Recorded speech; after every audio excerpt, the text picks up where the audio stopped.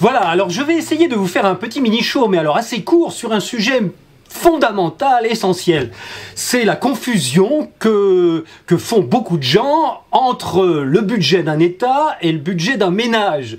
Au plus haut niveau de l'économie, de l'analyse économique, au plus haut niveau de la politique, bon, à la limite, les politiciens, c'est normal qu'ils y connaissent rien, mais bon, au niveau des plus hauts analystes économiques et des journalistes qui sont spécialisés là-dedans, il y a plein de gens qui disent il faut faire de l'austérité parce que il y a plus d'argent, il y a plus de sous.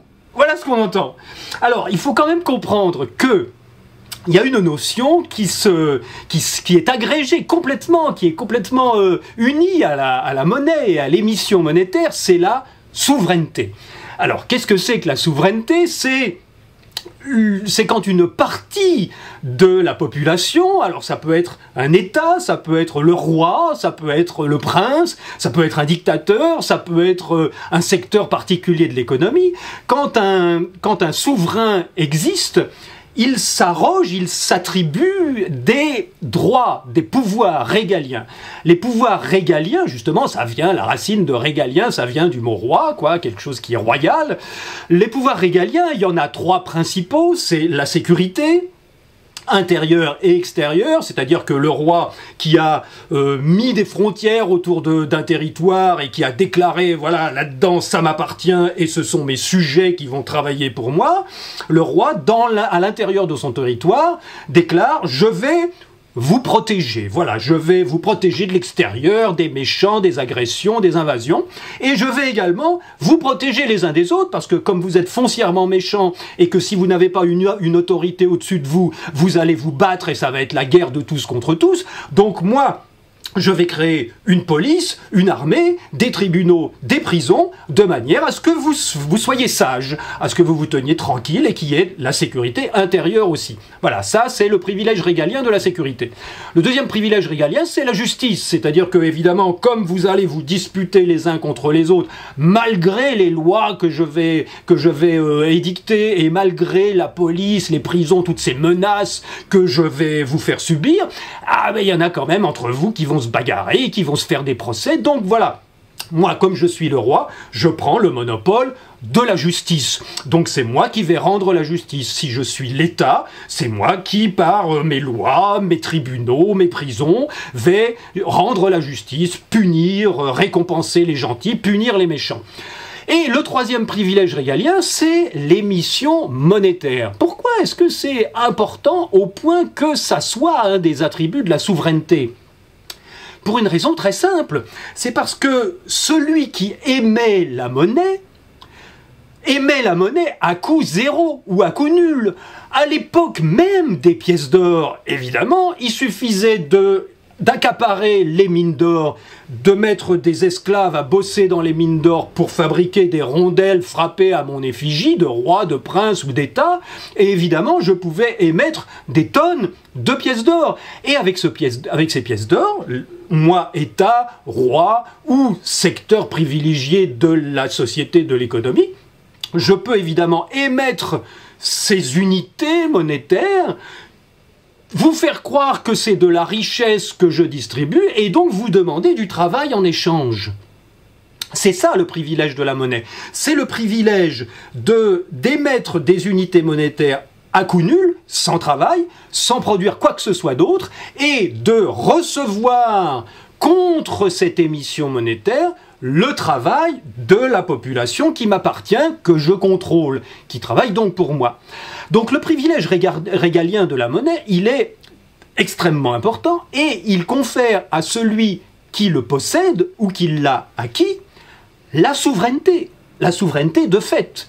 Si vous êtes un citoyen et que vous émettez votre propre crédit, vous écrivez sur des bouts de papier ce que vous devez aux gens et que les gens vous font confiance, vous êtes votre propre souverain. Vous émettez votre propre crédit et dans la mesure où les gens l'acceptent, vous pouvez effectivement, avec du crédit, recevoir des choses. Donc vous êtes votre propre souverain. Ce rôle-là, il est exercé par un centre de pouvoir. Alors, quelle est la différence entre un État, un roi, un prince, un secteur bancaire et un ménage? Eh bien, c'est que le ménage, lui, il n'a pas ce pouvoir de créer de la monnaie parce que c'est interdit par le centre de pouvoir, par la centralisation de pouvoir qui a le monopole de l'émission monétaire. Un simple ménage, c'est un utilisateur de monnaie. S'il veut acquérir des choses, il faut d'abord qu'il acquiert de la monnaie. Et donc, qu'il en demande au secteur de l'économie, au prince, au roi ou au secteur bancaire en l'occurrence maintenant, qu'il demande de la monnaie et qu'il se soumette aux conditions d'émission de la monnaie pour en recevoir. C'est-à-dire, si c'est le roi qui émet des pièces d'or, il y a un moment donné où il va falloir qu'il travaille pour le roi pour recevoir des pièces d'or afin de lui s'acheter à manger par la suite ou se loger. Si c'est le secteur bancaire qui a le monopole d'émission de la monnaie par le crédit, ce qui est le cas actuellement, il va falloir qu'il se soumette aux règles d'émission de monnaie par le secteur bancaire et donc qu'il aille emprunter des unités monétaires à l'organisme qui a le monopole de l'émission de ce crédit monétaire et donc qu'il se contraigne lui-même à travailler une fois pour le secteur d'émission, pour le secteur émetteur, et une deuxième fois pour payer les intérêts. Alors évidemment, la différence entre un ménage et un État ou un émetteur de monnaie, c'est que le ménage, il est obligé d'aller chercher de la monnaie pour la dépenser, pour recevoir des choses. Alors que un État qui a sa souveraineté monétaire ou un secteur bancaire qui a le monopole de la création du crédit, évidemment, n'a pas besoin de produire quoi que ce soit. Il suffit à cette entité de produire autant de monnaie qu'il le désire, finalement, ou que les gens sont prêts à accepter que la quantité de monnaie dont les gens ont besoin. Il émet, ce centre de pouvoir, il émet la quantité de monnaie nécessaire, et évidemment, il reçoit la production de tous ces gens qui ont accepté ce marché. Alors, il y a des pays, des nations, comme les États-Unis, l'Angleterre, le Japon, qui ont, tout comme l'Europe, une banque centrale. Sauf que la banque centrale des États-Unis, la banque centrale de l'Angleterre, la banque centrale du Japon a conservé, en accord avec l'État, avec la souveraineté étatique, a conservé le privilège, le monopole de l'émission monétaire. Donc, dans ces pays-là, si une récession survient, qui est causée, on le sait maintenant, je vous l'ai expliqué plein de fois, par un manque d'unité monétaire dans l'économie. Quand il n'y a plus assez de monnaie dans l'économie, les transactions qu'on souhaite faire ne peuvent plus être faites, les achats qu'on a envie de faire, on ne peut plus les faire parce qu'il n'y a plus assez de monnaie en moyenne dans l'économie, les salaires que les entreprises voudraient verser, les embauches qu'elles voudraient faire ne peuvent plus être faites parce qu'il n'y a plus assez de monnaie qui circule dans l'économie. Donc, l'État, qui a le privilège de l'émission monétaire, peut très bien émettre de la monnaie, parce qu'il a sa souveraineté. C'est ça la définition du déficit de l'État, c'est ça la définition du déficit public. Imaginez tout simplement, voilà, je suis le roi d'un pays, j'ai mis des frontières, je vous ai enfermé là-dedans, et je vous dis, payez-moi vos impôts. Vous me devez 100 d'impôts. Allez-y, payez-moi. Ben, vous ne pouvez pas. Évidemment, pour que vous puissiez payer vos impôts, il faut d'abord que j'émette de la monnaie, que je balance, que je distribue de la monnaie dans ma société. Et donc je vais vous dire, ah bah tiens voilà, je vais émettre 500 de monnaie, alors toi et toi, là, les 5 là, vous allez venir me construire un palais, ou des routes, ou une école, ou un hôpital, peu importe, et je vais vous payer. Tiens, toi je te paye 100, toi je te paye pareil, je vous paye 100 tous les 5. Et là maintenant, vous pouvez me payer vos impôts. Parce que je vous ai fait travailler et je vous ai payé avec la monnaie que j'ai émise. Et donc, la souveraineté monétaire d'un État, c'est ça que réclament ce qu'on appelle les souverainistes, qui disent en Europe, les États ont perdu la souveraineté monétaire depuis 1973, la loi Pompidou, les États se sont interdits, le traité de Lisbonne, le traité de Maastricht, l'article 123 du traité de Lisbonne interdit aux États d'émettre leur propre monnaie, et c'est un problème. Eh bien, Aux États-Unis, en Angleterre et au Japon, c'est pas un problème.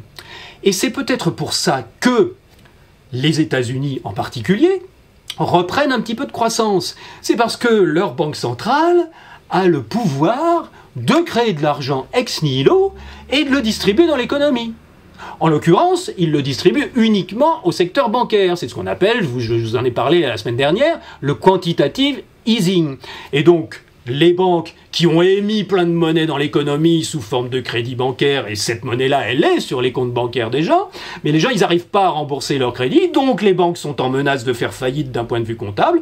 Donc la Banque centrale, pas compliqué, elle rachète les crédits pourris, c'est-à-dire elle les remet sur son bilan à elle, la Banque centrale, elle prend les crédits pourris qui ne sont pas remboursés, qui font défaut en réalité. Elle prend les défauts, les crédits qui font défaut aux banques qui les ont émis dans la nature, elle les met sur son bilan, et en échange, elle leur donne du liquide. Et donc, du coup, les bilans des banques sont rétablis. Et évidemment, on se dit, avec tous les effets d'escalier qu'il va y avoir, ça va réinciter les banques à réémettre du crédit, à relancer l'économie. Bon, ça marche pas du tout. Mais ça permet quand même d'avoir un tout petit peu des très très riches qui se remettent à emprunter, qui rachètent des bricoles, et ça relance un petit peu l'économie. C'est très long, mais ça relance l'économie. Et donc, la proposition dont je vous ai parlé la semaine dernière, le quantitative easing for the people, ça consiste non pas à remettre de l'argent dans le secteur bancaire, mais à remettre de l'argent directement dans les poches des citoyens. Est-ce que c'est possible au niveau européen? Eh bien oui, parce que les États l'Angleterre, le Japon et les États-Unis ont conservé leur souveraineté monétaire. Ils peuvent dire à la Banque centrale, émettez de la monnaie, renflouez les banques et ça va relancer l'économie. Les pays européens, on peut pas. On peut pas faire ça. Et alors, c'est vrai que il n'y a plus de sous dans le contexte européen. C'est vrai aussi. C'est vrai aussi parce que les États européens, pour remettre de l'argent dans leur économie, il faut qu'ils aillent l'emprunter. Ils n'ont pas le droit de dire à la Banque centrale, à leur Banque centrale commune, ils n'ont pas le droit de dire à la Banque centrale, émettez-nous de la monnaie à taux zéro, qu'on puisse dépenser, qu'on puisse renflouer notre population. Non, ils se sont interdits de faire ça. Évidemment, c'est un accord avec les banquiers qui sont au-dessus, pour que les États eux-mêmes soient obligés de vivre comme des ménages. Et pour avoir de la monnaie, soient obligés d'emprunter de l'argent. Et donc soient obligés de payer des intérêts. Et donc soient obligés de faire payer des impôts à leur population pour payer les intérêts. Totalité de l'impôt sur le revenu. Service de la dette. On en a déjà parlé. Donc, c'est très ambigu de dire il n'y a plus de sous. Parce que, en même temps, la Banque centrale européenne, on le sait depuis le fameux article dont j'ai parlé la semaine dernière de Eric Lonergan et Mark Blyth, qui dit la Banque centrale européenne peut, avec une simple réunion, avec un simple accord, décider de redonner de l'argent aux citoyens européens. Donc quand on dit il n'y a plus de sous, c'est vrai du point de vue de l'État qui ne peut pas réinjecter en Europe de l'argent dans le flux de la dépense, dans l'économie, dans la population, mais c'est faux du point de vue de la Banque centrale européenne, qui peut très bien dire soit, comme aux États-Unis, comme en Angleterre et au Japon, je fais du quantitative easing, c'est ce que notre ami Mario Draghi a décidé la semaine dernière, je rachète les crédits qui font défaut aux banques et je leur donne du liquide à la place en espérant qu'elles vont réinvestir et qu'elles vont relancer le crédit. Ça, attention, ça ne remet pas du tout en question la création monétaire par le crédit, hein, pas du tout. Au contraire, ça le perpétue. Mais la Banque centrale a aussi le pouvoir de remettre de la monnaie directement dans le flux des dépenses. C'est la proposition conjointe de Irving Fisher en 1930, de John Maynard Keynes, de Milton Friedman. Tous les gens qui ont compris la monnaie ont compris que remettre de l'argent dans le flux de la dépense, c'est relancer l'économie ou tout au moins permettre à des transactions de se faire à nouveau, alors qu'on ne pouvait pas les faire parce qu'il n'y avait pas les unités, parce qu'il n'y avait pas les chiffres. Voilà. Donc voilà, en gros, j'espère que vous avez compris. C'est un petit peu difficile à comprendre, je sais, mais l'essentiel à comprendre, c'est que l'entité qui a le pouvoir d'émettre des unités monétaires possède de fait la souveraineté. Si c'est le roi qui émet des pièces d'or, c'est le souverain. si c'est l'État qui émet des billets, comme avant les accords de Maastricht et de Lisbonne, c'est l'État qui est le souverain. Si c'est le secteur bancaire qui émet du crédit, c'est le secteur bancaire qui est le souverain. C'est lui qui décide où va l'argent et c'est lui qui reçoit le travail des gens en émettant quelque chose qui ne coûte rien. Si c'est la banque centrale, la Fed aux États-Unis ou la Bank of England ou la Bank of Japan qui émet la monnaie, c'est la banque centrale le souverain. C'est la banque centrale qui remet de la monnaie dans l'économie. Si c'est la BCE, la Banque centrale européenne, c'est la banque centrale le souverain. Alors, il y a peut-être un gros travail pour nous, les gars là, et les filles, pour nous, un gros travail citoyen de compréhension de tous ces phénomènes-là. Si vous voulez réussir à comprendre ça, bon, je vous dirais bien, lisez mon livre, mais dans mon livre, j'analyse vraiment la monnaie, comment elle fonctionne, comment on peut changer le système, le réformer. Ce que je viens de vous dire là, on peut faire une réunion spéciale, une conférence spéciale, et on en parle ensemble, vous invitez des gens et on en parle. Mais je crois que ce qui serait important, ce serait qu'en tant que citoyens, tous ensemble, peut-être on forme un groupe, on forme quelque chose, je sais pas, un mouvement pour la libération de la monnaie, ou pour la libération monétaire, ou un mouvement des citoyens qui ont compris la monnaie, ou j'en sais rien, et qu'on aille discuter avec les économistes, les analystes, qui sont maintenant au FMI, à la Banque mondiale, au Council of Foreign Relations, forcément à la Banque centrale européenne, ils y réfléchissent aussi, et qu'on aille leur dire, voilà, on a compris le truc, on a compris ce que c'est que la souveraineté monétaire, on a compris que l'émission de monnaie, c'est un outil, c'est un pouvoir régalien, c'est un pouvoir de souverain. Et ben nous, on veut être souverain. Et on veut plus que ce soit un secteur particulier qui ait cette souveraineté-là. On veut que ce soit chaque citoyen qui soit son propre souverain. Que ce soit chaque citoyen qui puisse décider en son âme et conscience de ce qu'il fait de sa part de monnaie, de ce qu'il fait de sa part de création monétaire. Donc l'idée du quantitative easing for the people, c'est très bien, c'est génial. Ça relance l'économie, ça permet à ceux qui sont endettés de rembourser leurs dettes. En même temps, ça rend flou le secteur bancaire, parce que ça permet à des gens de renflouer avec de la monnaie nouvelle les dettes qui étaient impossibles à rembourser. Mais on a compris un truc, c'est que ce système de création monétaire, d'émission monétaire pour les citoyens, par les citoyens, on veut que ça continue, on veut que ça reste comme ça, on veut que ça dure comme ça.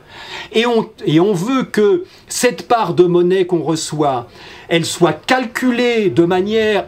Et ça, c'est votre boulot de banque centrale, de manière à ne pas avoir trop d'inflation. Si vous voulez 2%, on calcule la quantité de monnaie à distribuer à l'économie, à chaque citoyen, pour arriver à 2% d'inflation, ce qui fait qu'on aura une masse monétaire qui va gonfler avec le temps, avec les années.